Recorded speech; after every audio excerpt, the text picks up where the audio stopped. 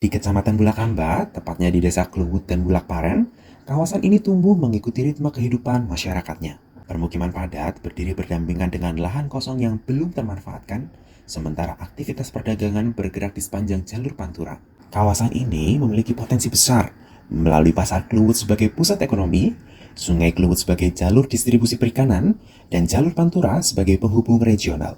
Namun, pertumbuhan permukiman tanpa keteraturan, kualitas hunian dan sanitasi yang rendah, degradasi bantaran sungai, serta aktivitas pasar tanpa lahan parkir yang memicu kemacetan membentuk isu utama, yaitu belum terintegrasinya penataan permukiman padat dengan penyediaan ruang publik, pengelolaan lingkungan sungai, serta penguatan ekonomi lokal. Berangkat dari kondisi tersebut, perancangan kawasan ini mengusung konsep eco-settlement with local economy, sebuah pendekatan yang tidak hanya menata ruang, tetapi merangkai hubungan antara manusia, lingkungan, dan aktivitas ekonomi secara berkelanjutan. Melalui pendekatan eco-settlements, kawasan permukiman ditata ulang menjadi unit-unit lingkungan yang lebih tertib dan sehat. Kepadatan dikendalikan, kualitas hunian ditingkatkan, dan ruang terbuka hijau dihadirkan sebagai ruang interaksi sosial dan penyangga lingkungan kawasan. Sungai Kluwut direvitalisasi dengan buffer hijau, jalur pedestrian, dan ruang publik yang memulihkan fungsi ekologis sekaligus sosial.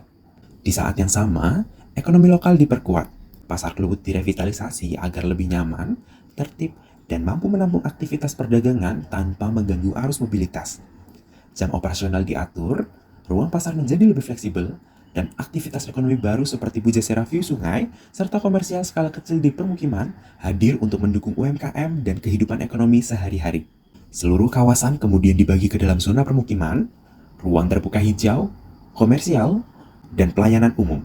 Melalui perancangan ini, kawasan Kluwut dan Bulakparen diarahkan menjadi permukiman yang lebih layak huni, ekonomi lokal yang lebih kuat, dan lingkungan yang lebih lestari. Sebuah kawasan yang tidak hanya tumbuh, tetapi berkembang bersama warganya secara seimbang dan berkelanjutan.